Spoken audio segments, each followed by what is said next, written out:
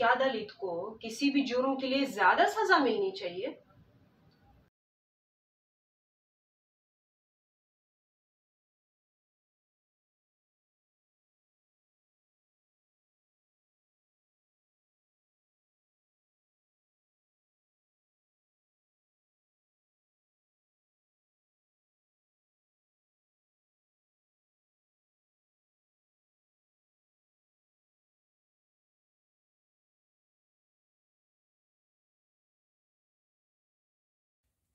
अक्सर सर ज्योति फूले मनुवाद पर यह इल्जाम लगाता था कि मनुवाद में गरीबों, पिछड़ों, दलितों, ओबीसी, एसटी, एससी, ईडब्ल्यूसी, वनवासियों, इन लोगों को अत्याचार करते थे, इनके लिए न्याय नहीं था, इन पर न्याय नहीं होता था इनके साथ, और इनको बिना किसी कारण के हद से ज्यादा अमानवीय दंड और अमानवीय शारीरिक और मानसिक सजा दिया जाता था, मानसिक प्रताड़ना दिया जाता था। तो क्या यह सच है कि नहीं, इसका मैं आज स्वाध्याय करूंगा। तो इस सिलसिले में मैं पहले पढ़ूंगा Manu 7.20 and 21, justice even for weakest sections.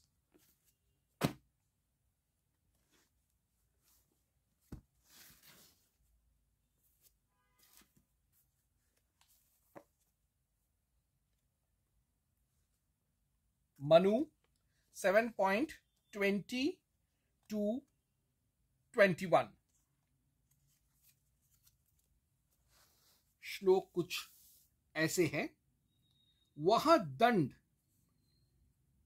यदि पूर्ण रीति से विचार कर दिया जाए तो सब प्रजा सुखी रहता है, और बिना विचारे देने से सबका विनाश होता है।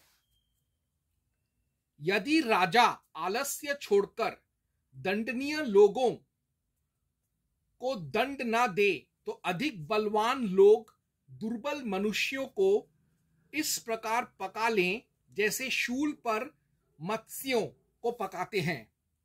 जो राजा दंड ना दे तो कौवे पुरोडाश खा लें, कुत्ते हवी चाट लें, और किसी को किसी पर अधिकार न रहे, बड़े छोटे से सब छीन ले, और नीच शूद्र ऊंच वर्ग कैसे बर्ताव करने लगे।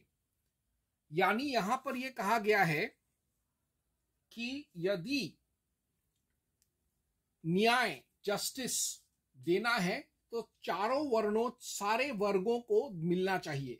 अगर जस्टिस नहीं मिला, न्याय नहीं मिला, इंसाफ नहीं मिला, तो जो अमीर हैं वो गरीबों का शोषण करेंगे, जो ताकतवर है वो बलहीन का शोषण करेगा, और ठीक वैसे ही जो बलशाली शूद्र हैं, यानी दलितों में भी जिनके पास शारीरिक बल है, वह निर्दोष अमीर जिनके पास बल नहीं है, शारीरिक बल, उनके ऊपर अत्याचार करेंगे। यानी सारे वर्ग और वर्ण के लोग आपस में अत्याचार करने लगेंगे और समाज में अराजकता फैल जाएगा।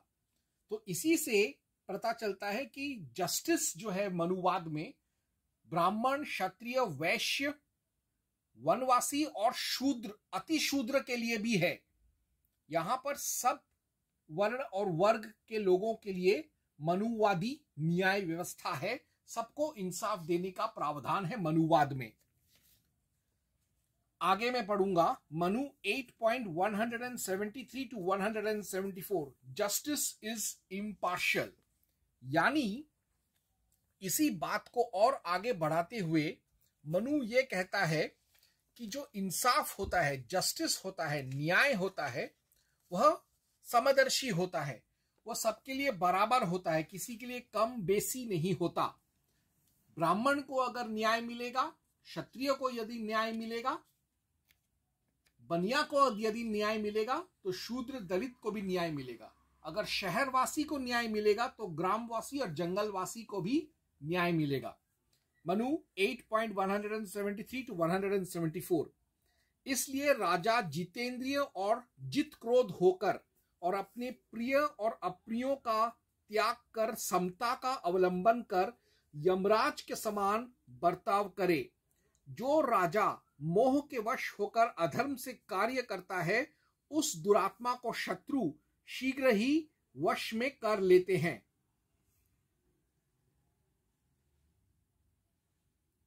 तो इसी से पता चलता है कि किसी भी काम, वासना, लोभ या एक्सपेक्टेशन के बगैर, लालच के बगैर, बिना कोई घूस वगैरह खाए न्याय प्रणाली को सबको एक समान देखकर, शूद्रों और दलितों को भी एक समान देखकर उनके साथ न्याय करना चाहिए। यही मनुवाद का सिस्टम है।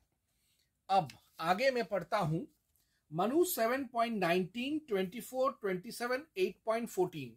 What if unprivileged sections punished wrongly? ये तो हो गया कि राजा को या सभासद को या न्याय प्रणाली को सबको समान दर्जे का न्याय देना चाहिए। ये तो हो गया आइडियल कंडीशन। मगर अगर ऐसा कोई परिस्थिति आया कि शूद्रों और दलितों और दबे कुचले लोगों, यहां तक कि इकोनॉमिकली वीक सेक्शन यानी सवर्णों में भी जो बलहीन हैं, उनके साथ अगर अन्याय हुआ, वो गरीब हैं इसलिए उनके साथ अन्याय हुआ, तो फिर समाज में क्या होगा?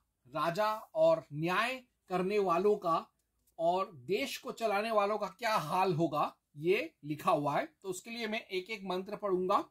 मनु 7.19, 24, 27, 8.14। एक एक करके क्रमवश में सारे श्लोक अब अध्ययन करूंगा।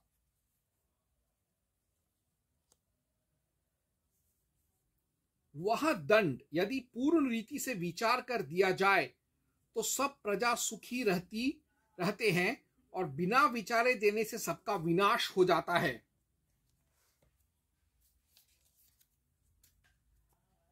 दंड न देने से चारों वर्ण संकर हो जाए, शास्त्र के सब नियम नष्ट हो जाएं और चोर आदि से प्रजा बहुत दुखी हो। यदि राजा भली भांति विचार कर दंड देता है तो धर्म, अर्थ और काम की वृद्धि होती है, और जो राजा नीच, कामी और अनुचित दंड देने वाला होता है तो वह उसी दंड से मारा जाता है। जिस सभा में अधर्म से धर्म का, झूठ से सत्य का नाश होता है, वहां देखने वालों को छोड़ सभासद ही अधर्म से मारे जाते हैं। यानी यदि पिछड़े वर्ग के लोग, चाहे उनका जाति कोई भी हो, उनके ऊपर अन्याय होता है सिर्फ इसलिए कि वो बलहीन हैं और अप्रभावी हैं और गरीब हैं, तो एक दिन विप्लव आएगा, क्रांति आएगा और सारे जो नेतागण हैं, जो राज वर्ग है, उनको अपने जान, माल और इज्जत से हाथ धोना पड़ेगा। ये बात 10,000 बिफोर क्राइस्ट में मनु लिख कर गया था और आज हम इसी को नेपाल में देख रहे हैं। और आगे मनु कहता है, मनु 7.6, 8.44 में, जस्टिस गिवन ऑब्जेक्टिवली। यानी पहले तो यह है कि चाहे किसी भी वर्ग वर्ण का हो, जाति संप्रदाय का हो, धर्म का हो, सबके साथ एक सा न्याय होना चाहिए। यह मनुवाद है। और जब न्याय करने का समय आए तो मनुष्य की जाति को नहीं, पूरे परिस्थिति को परिप्रेक्ष्य में लेकर, ब्रॉडर बिगर पिक्चर को परिप्रेक्ष्य में लेकर, पूरे संपूर्ण पृष्ठभूमि को परिप्रेक्ष्य में लेकर न्याय करना चाहिए। मनु 7.6।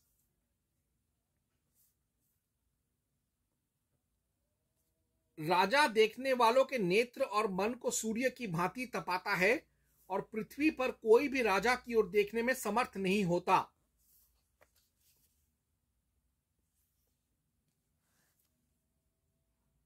जैसे बहेलिया शस्त्र से मारे हुए मृग के स्थान में रुधिर के गिरने से पहुंच जाता है, वैसे ही अनुमान से अथवा दृष्ट प्रमाण से राजा धर्म के तत्व का निश्चय करे। यानी सारे परिस्थितियों को देखकर राजा को न्याय करना चाहिए। और आगे Manu 8.337 to 338 general rule of smaller crimes. लोग ये कहते हैं कि मनु ब्राह्मणों को और सवर्णों को एक सजा देता है, कम सजा, और शूद्रों को ज्यादा सजा देता है। उन चूतियों के लिए यह श्लोक उनके मुंह पर तमाचा है। मनु 8.337 to 338। चोरी के गुण दोषों को जानने वाले शूद्र को चोरी से 8 गुना, वैश्य को 16 गुना, क्षत्रिय को 32 गुना और ब्राह्मण को 64 गुना, 100 गुना व 128 गुना दंड होगा। जिस अपराध पर साधारण मनुष्य को एक दंड होगा, यदि राजा उसे स्वयं करे तो उस पर सहस्र पण दंड होने की शास्त्र मर्यादा है। यानी शूद्र को या दलित को जिस सजा के लिए जो सजा मिलेगा, उससे ज्यादा सजा वैश्य को मिलेगा, उससे भी ज्यादा सजा क्षत्रिय को मिलेगा, और उससे भी ज्यादा सजा ब्राह्मण को मिलेगा, और इन सबसे ज्यादा सजा अगर राजा करे वही जुर्म तो उसको मिलेगा। तो इसको समझने के लिए मैं विशुद्ध मनुस्मृति पढ़ूंगा जो आर्य समाज ने एडिट किया है। तो उन लोगों ने इसका टिप्पणी अच्छे से दिया है, जो कुछ ऐसे है। यत्र जिस अपराध में अन्यः प्राकृतः जनः साधारण मनुष्य पर कार्षापणं दंड्यः भवेत्, 1 पैसा दंड हो, तत्र उसी अपराध में राजा सहस्रं दंड्यः भवेत्, राजा को सहस्र पैसा दंड हुए, अर्थात साधारण मनुष्य से राजा को सहस्र गुणा दंड होना चाहिए। मंत्री अर्थात राजा के दीवान को 800 गुणा, उससे न्यून को 700 गुणा और उससे भी न्यून को 600 गुणा। इसी प्रकार उत्तर उत्तर अर्थात जो एक छोटे से छोटा भृत्य अर्थात चपरासी है, उसको 8 गुणे दंड से कम ना होना चाहिए, क्योंकि यदि प्रजा पुरुषों में से राजपुरुषों को अधिक दंड ना होवे तो राजपुरुष प्रजा पुरुषों का नाश कर देवे।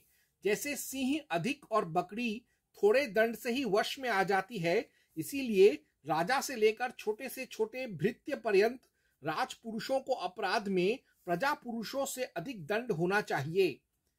इति धारणा ऐसी शास्त्र व्यवस्था है। उच्च वर्ण के व्यक्तियों को अधिक दंड दे। वैसे ही तत् दोष गुणावित ही सह, जो कुछ विवेकी होकर स्ते चोरी करे, शूद्रस्य तु अष्टापाद्यम, उस शूद्र को चोरी से 8 गुण, वैश्यस्य तु षोडश इव, वैश्य को 16 गुणा, क्षत्रियस्य 32, क्षत्रिय को 32 गुणा, ब्राह्मणस्य 64, ब्राह्मण को 64 गुणा, अपि वा शतम वा 100 गुणा वा अथवा द्विगुणा चतुष्पुष्पषष्टि 128 गुणा क्लिविशं भवति, दंड होना चाहिए। अर्थात जिसका जितना ज्ञान और जितनी विवेक प्रतिष्ठा अधिक हो उसको अपराध में उतना ही अधिक दंड होना चाहिए। अनुशीलन। उच्च वर्णानुसार उच्च दंड। उच्च वर्णानुसार उच्च दंड की व्यवस्था कौटिल्य तक यथावत प्रचलित रही है। कौटिल्य ने भी अन्य वर्णों की तुलना में अपराध करने पर ब्राह्मण को अधिक दंड देने का विधान किया है। ब्राह्मणतश्चैषां ज्येष्ठायं नियमेत्य प्रपतक 67 अनुवाक 10। मारना आदि अपराधों में यदि कोई ब्राह्मण सम्मिलित हो तो उसे अन्य वर्णस्थ जनों की अपेक्षा अधिक दंडित किया जाए। यानी ब्राह्मणों को, सवर्णों को, ठाकुरों को, बनियों को ज्यादा सजा मिलता था, क्योंकि उनका सजा करने का क्षमता, उनका विवेक, उनका ज्ञान ज्यादा होता था, और इतना पढ़े लिखे होने के बावजूद यदि वो कोई जुर्म करे तो उनको ज्यादा दंड देने का प्रावधान था। मैंने पहले भी कहा था कि मनु 7.6 8.44 में कहा गया है justice to be given objectively, अब इस पर और भी प्रकाश डाला गया है मनु 8.126 में। 8.126 मनु, राजा को चाहिए कि बार बार इच्छा से किए गए अपराध को दंड जानकर और देश काल और अपराधी का बल और अपराध यथार्थ देखकर दंडनीय पुरुषों को दंड दे।